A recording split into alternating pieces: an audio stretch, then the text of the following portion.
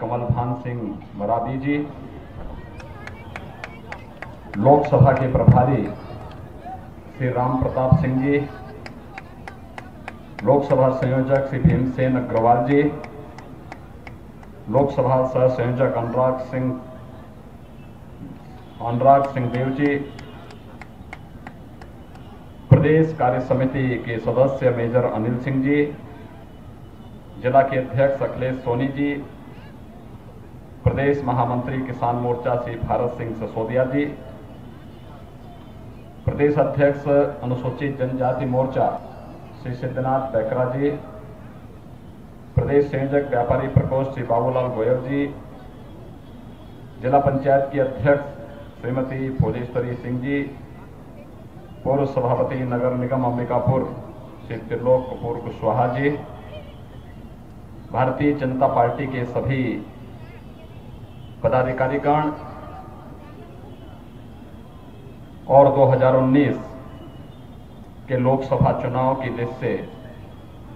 यहां पर उपस्थित भारी संख्या में उपस्थित अंबिकापुर से जुड़े हुए सभी उपस्थित भाइयों बहनों, महामाया अंबिका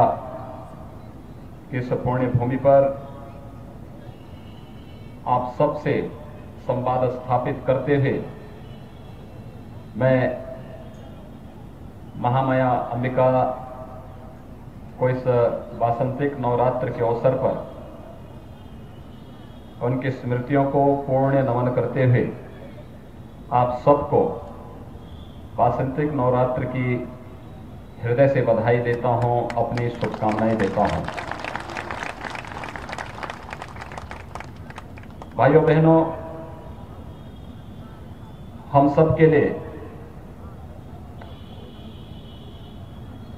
छत्तीसगढ़ का यह क्षेत्र अत्यंत महत्वपूर्ण क्षेत्र है।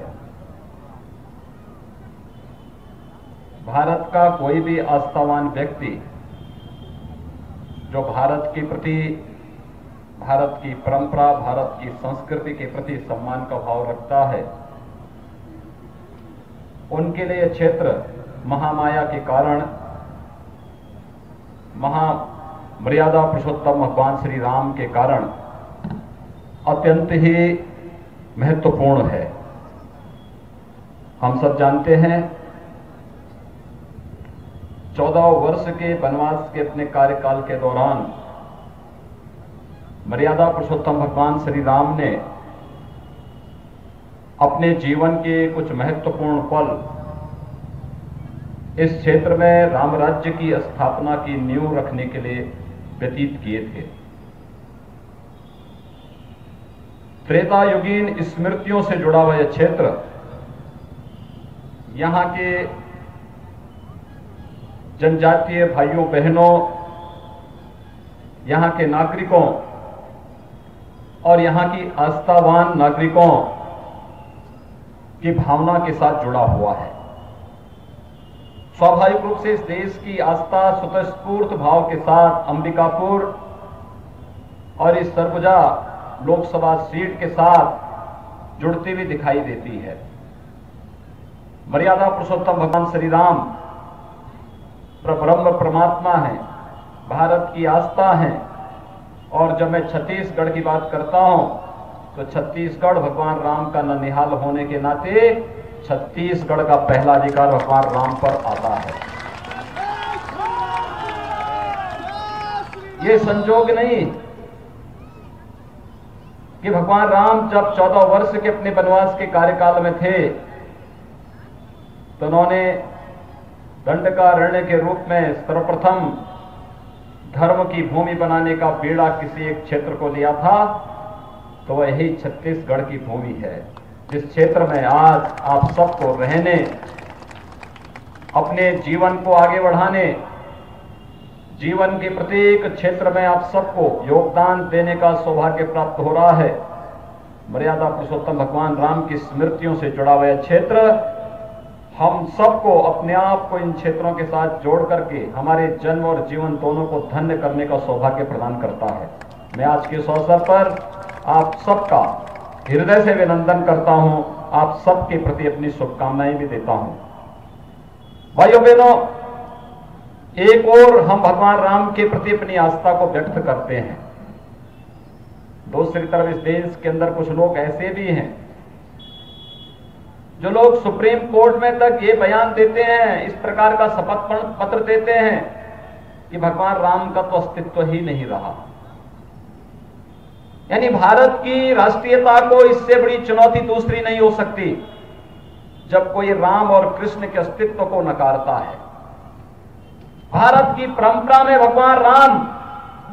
भारत की एकता और अखंडता के आधार हैं, भारत की व्यापक आस्था के आधार हैं, और अयोध्या से लेकर के छत्तीसगढ़ का ये पूरा भूभाग और पूरे दक्षिण तक जाकर के आप राम सेतु तक चले जाइए, ये पूरे के पूरे जो भी स्मृतियां भगवान राम से जुड़ी हुई हैं, इस बात को प्रमाणित करती हैं कि भगवान राम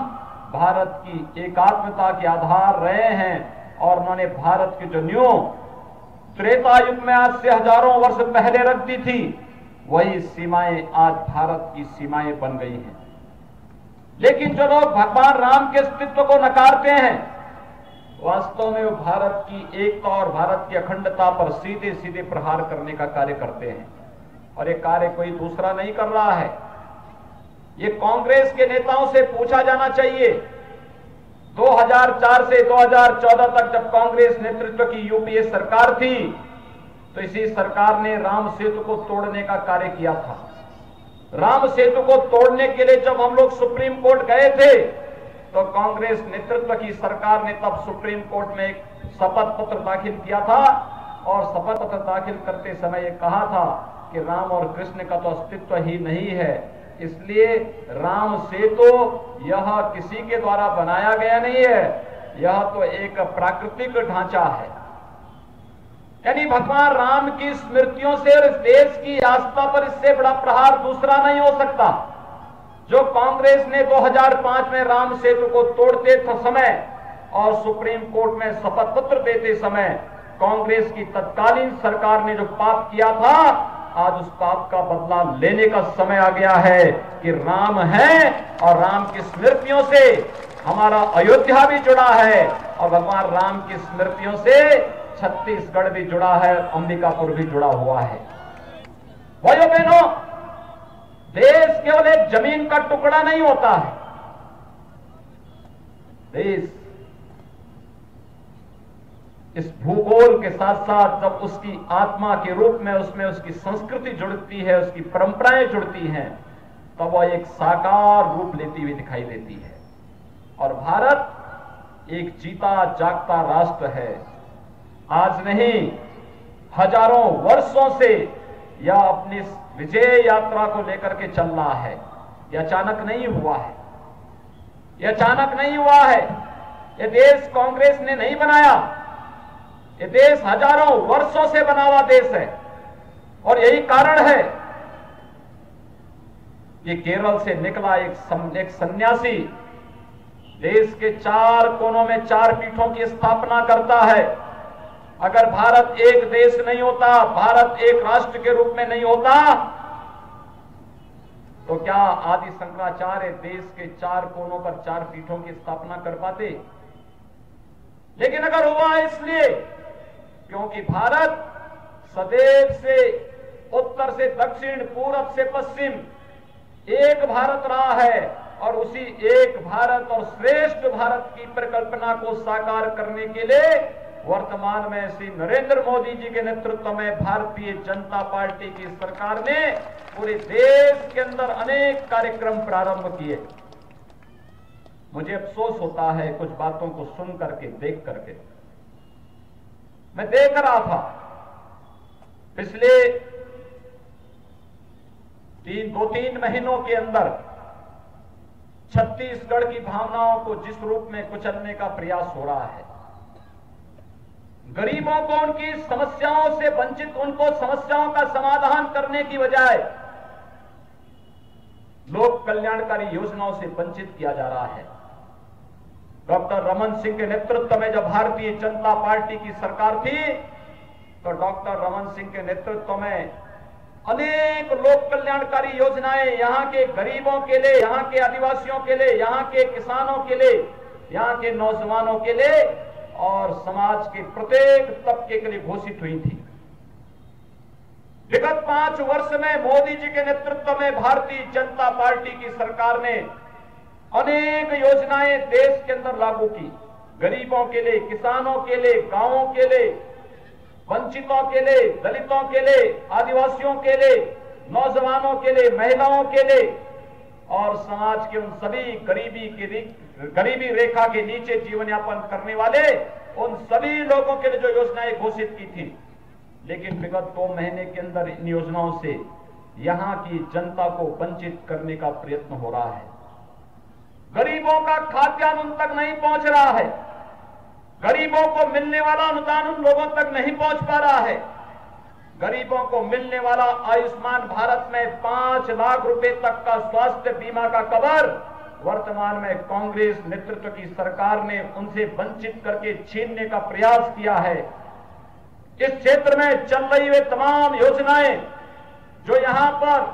अंत्योदय के प्रणेता पंडित दीनदयाल उपाध्याय जी के नाम पर थी,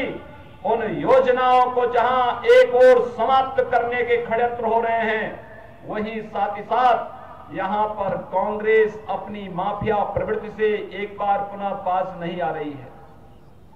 2004 से 2014 तक जब कांग्रेस नेतृत्व की सरकार